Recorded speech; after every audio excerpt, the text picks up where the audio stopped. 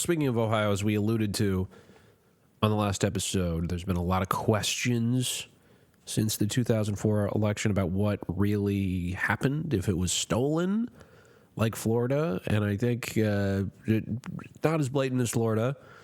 Some shenanigans may have taken place. Republican Secretary of State, who was like the state chair of the Bush campaign, there were people taken off the rolls who hadn't voted in a while. But I think the numbers, they have calculated like the amount of people who like had to stay in line and went home, because that was another big problem. The lines were huge in like African American precincts. Yeah, as I said the other one, not enough voting machines. Right. More voters, bigger turnouts, fewer voting machines. And that's just unfair. And then in the white districts, plenty of voting machines for the turnout.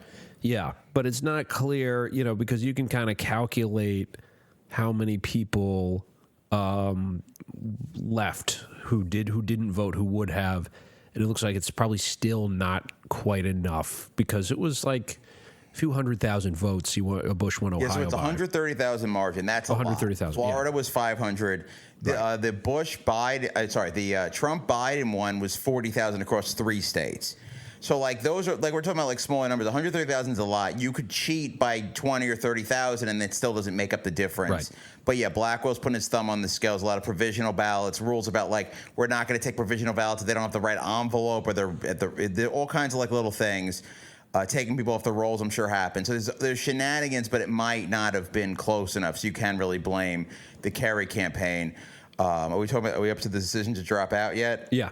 So basically, in his book, Kerry's like, I thought there was legitimate grievances, but we were going to have to go to we were going to go to the courts. It was going to end up in the Supreme Court again, and it was going to end up another Supreme Court decision. I didn't want to put the country through that. So he's basically like, well, the game's rigged against me, and I'm going to let it be rigged. Right. And that is a very John Kerry thing, but that made me very angry. Because, what did he put the country through that was so terrible last time? Like, I guess it was uncertain for a few months, and there was contention and bitterness, but like that's politics. The election's also very bitter.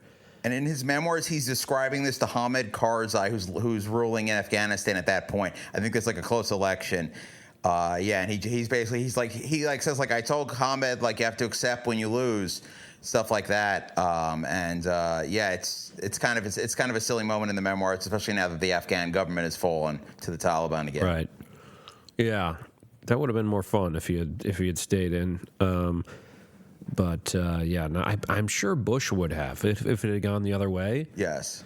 I guess he would have maybe conceded at the end of the day, but wouldn't put it past him to do like a January 6th type thing. I mean, he wouldn't go that far, but Bush was not very gracious in defeat. He's a screw you, but kind of behind the scenes kind of guy. Yeah, January 6th was like they were bad at screwing you behind the scenes. Right. So they just tried to do something in public that was never going to be effective.